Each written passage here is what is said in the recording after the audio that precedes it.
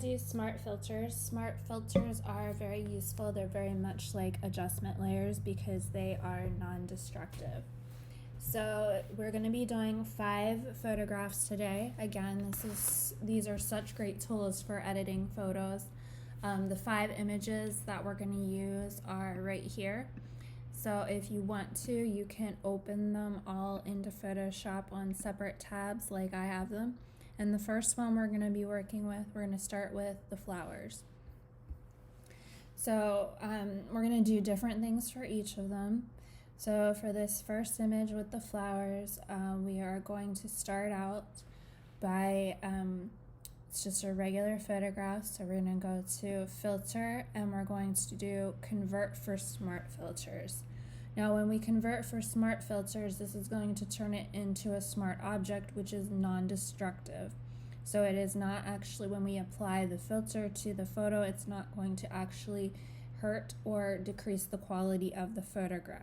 And if we do not like the filter, we can get rid of it without altering the photograph. So we're gonna do convert for smart filters. Each time you do this, you will get this message that pops up. Unless you of course click this, just go ahead and click OK. Now what you will see happen is you will see on your layer, your thumbnail right down here for layer 0, it now has this little symbol in the corner that indicates that it is a smart object, and if you hover over that, it tells you that as well. So now what we're going to do is we are going to go back to filter and we're going to go to pixelate. And we're going to go to pointillize. We're going to apply the pointillize filter. Now we're going to do this. You can see you can adjust the cell size from very teeny tiny small. This is mimicking pointillism. If you've ever taken an art class and made the teeny tiny little dots all close to each other. For the purpose of our practice, we're just going to put this on 100. And then go ahead and click OK. So you will see that it takes the whole photograph and converts it to the filter that you applied. And then you will see that filter represented underneath of your layer, and it will tell you which filter you applied right here. So you can see there's the visibility here. And if you were to apply any, or only apply it to a certain part like we're going to do later, you would see that represented on the thumbnail for the smart filter. Okay, so that's all we're going to do for this one. So just a couple of things to get down. So now we're going to flatten it, layer, flatten image, and then file, save as. Okay, so the next one we're going to do is going to be, let me find it. Okay, we're gonna do, I think this is Rihanna. So what we're gonna do is we're gonna start out the same way. If you want to do fit to screen, you could as well. And then we're going to go to our filter menu and we're going to go to convert for smart filters once again. I'm gonna get that same message unless I have clicked this. And then we get the symbol and it has turned into a smart object. Now this time we're only going to apply the smart filter to her face and hand. So we're going to select that first, but I'm actually going to select the white and then inverse that. So anytime you're going to select based on a color that you have a lot of, or a solid color, the magic wand tool is a great tool to use if you're trying to select a lot of the same color. So it's the 4th tool down, click and hold down, we're going to grab the magic wand tool and we're going to put it on the second one, which is the add to, which puts it on the plus. I'm going to click inside this side over here, and then I'm going to click inside this side over here to add both of these sides. So at this current time, both of the sides, their left and right, are selected, but we don't want those to be selected but just her. So we're going to do select inverse, which is basically saying select opposite. And now we are ready to apply our filter. So we're going to do filter, pixelate. We're going to use the color halftone filter this time. And we're going to set it to 20. So you just adjust the top number to 20. So when you apply that, now of course you could do less or more, and if you want to do less or more, I don't really care, that's fine as long as you have this effect. You will see that it did not apply the halftone to the area that was not selected.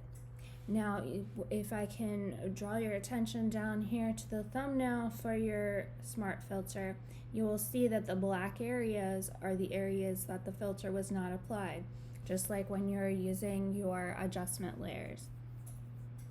Now, we're going to keep going with this on the next one so you'll further understand it. So now we're going to flatten, layer, flatten image, file, save as. And then our next one is going to be, where is it? Okay, the basketball. Okay, so I fit to screen to begin.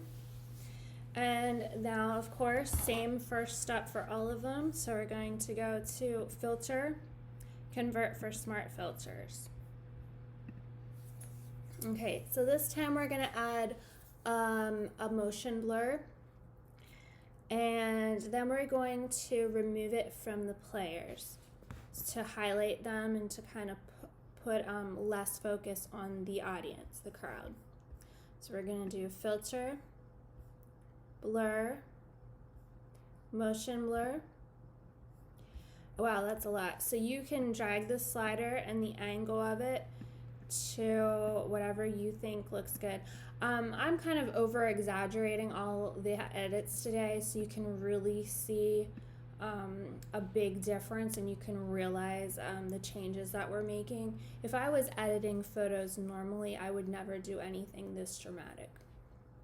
So you can adjust it to your liking and then go ahead and click OK. Okay, now what we're going to do is we're going to remove the blur, which was our motion blur smart filter, from the players. So we're going to click down here on our motion blur thumbnail for our smart filter, and when you click on it you'll know it's selected because it becomes outlined. Then I'm going to hit D on my keyboard to set my foreground and background color to default black and white, and I'm going to hit X so that black is on top, and then I'm going to select my brush tool. Now when I do this, I'm going to want a soft edge brush. So I'm going to change my hardness to 0 and then adjust to whatever size you want your brush to be. I like to use a soft edge because it's going to be a little bit more forgiving if I see a little bit of the crowd. It won't be as obvious. And then I'm just taking my brush, and you can change the size as you go if you need to. I'm just kind of brushing over top of the player.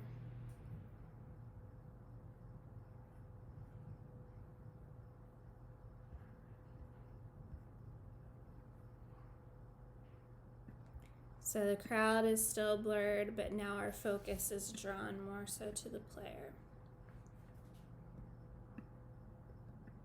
Now, if I really messed up and got too much of the crowd, I would just hit X, and like an adjustment layer or a layer mask, you can just use the white to paint that smart filter back to black.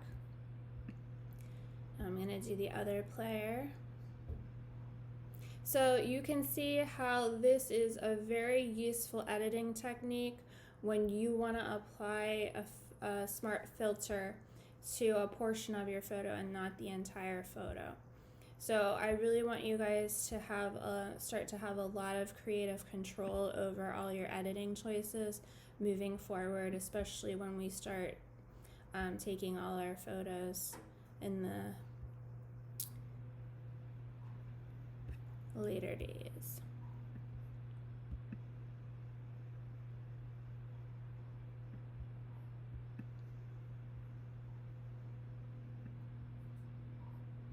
Okay, I see a couple areas that I want to touch up. I'm going to switch to white, get this area by the hands.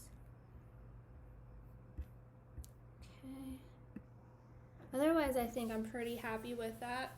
Again, take note, all of the area that you painted over, you can see here represented in the black on my Smart Filter thumbnail. And again, it's non-destructive. You can hide it if you're not sure, you want to see how much of a difference it makes. See, maybe I'm like, oh, maybe I want to see the other player come creeping up. Maybe not. I don't know. What do you think? Better like this? Better like this? So you can kind of play around and make decisions like that. Again, if I hated this edit, I could simply delete just the Smart Filter and the photograph would be unedited. So these are non-destructive edits, just like adjustment layers. So now I'm going to flatten it, layer, flatten image, and then file, save as. Okay, I just had some sort of glitch happen, so I had to close out and I just reopened the last two images. So this is the next one that we're going to work with. We're going to distress it and age it a bit. So we're actually going to combine adjustment layers and smart filters for this one. So first we're going to add a sepia tone filter, a sepia tone photo filter on this image, which is under the photo filter, which is an adjustment layer. So we're going to go to the little camera and go ahead and find the one that says sepia and amp up the density because we do want it to look a little old and distressed. And then after we do that, we are going to click back on our background in our layer panel and we are going to convert for smart filters. So filter, convert for smart filters. You get the same message that will pop up and you can see the smart object symbol. Now we're going to add some noise. We've done this a lot in the past, but every time we've done it in the past, we have done this filter destructively because we have not applied the smart filter to it first. So we're going to do filter, noise, add noise. I'm going to go with like 25%. Again, you can change that to your liking.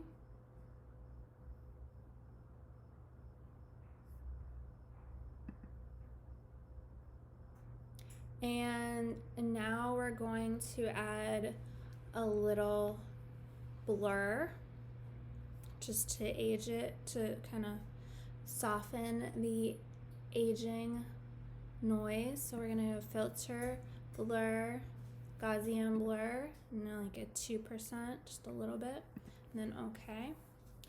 And now I want to keep the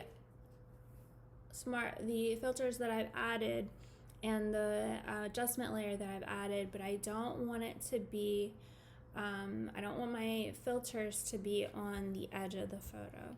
So what I'm going to do is I'm going to come over and select my second tool down, which is my rectangular marquee tool.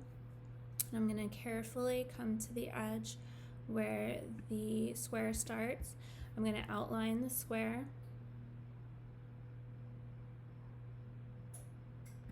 Okay. And now I'm going to click on my thumbnail for my smart filter right down here.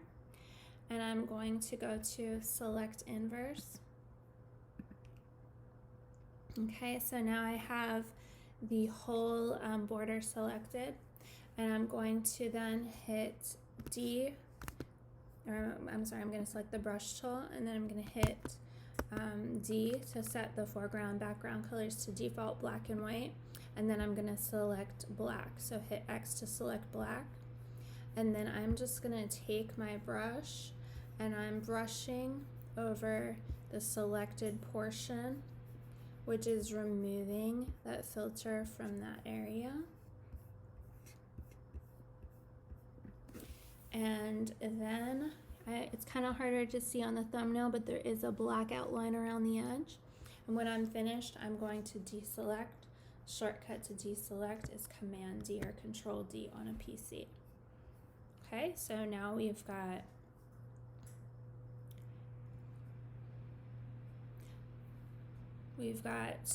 the adjustment layer, the regular layer, and the smart filter.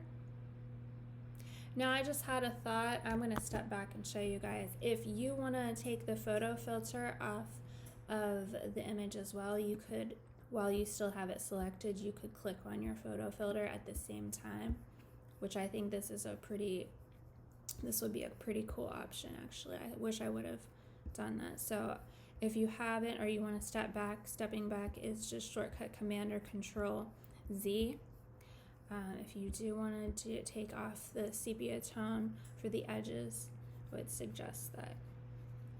There you go. I like that a lot better. Then you're going to deselect and you're going to flatten it. Layer, flatten image, and then File, Save As. And our very last one is our New York scene. And for this one, with our smart filter, we're going to be learning how to mimic a tilt shift lens.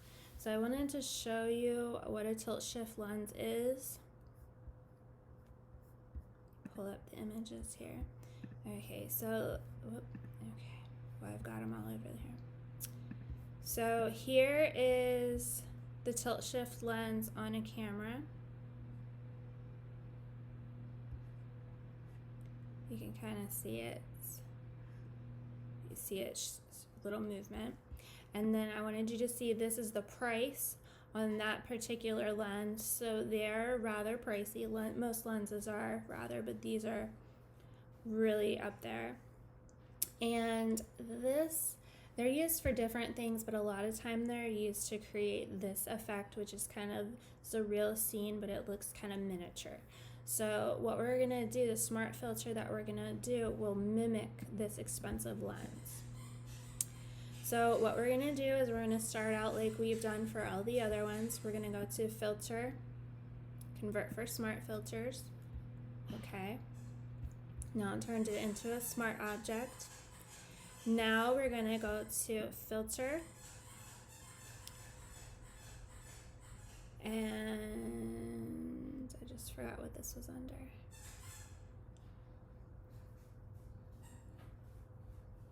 Okay, it's under Blur Gallery. Filter, Blur Gallery, Tilt Shift. And then we're going to get this Tilt Shift dialog box that pops up. And now it's going to give you this grid. This grid is pretty cool because you can pick it up and move it. So I like to use that kind of green triangle tip top of that building as a center point.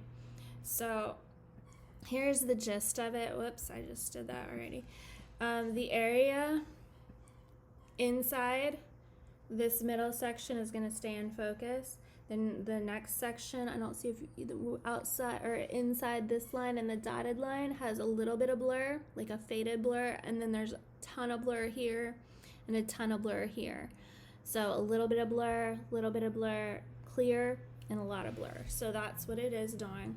And then in this inside section, you can also do it over here on the right. So you can play with that over here. I prefer to do it inside for whatever reason. If you take it and drag it, it will increase the amount of blur. So go ahead and do that until you're happy with it. And then you're going to click OK in the top to close out of this dialog box. Now, there's one more step that's really important. All of Tilt Shift images are kind of extra bright, high def images, so we're going to amp up the color, and we're going to do that with a hue saturation adjustment layer, which if you remember is right here. If your adjustment panel is not there, you can always pull it up under Window. All the panels are there in alphabetical order. So you're going to click here. And we're only going to adjust the saturation to just drag it way up, overdo it, and then we are done. So hopefully that looks kind of more miniature to you. And we're gonna flatten it, layer, flatten image, file, save as. You can go ahead and upload all your images to Turnitin.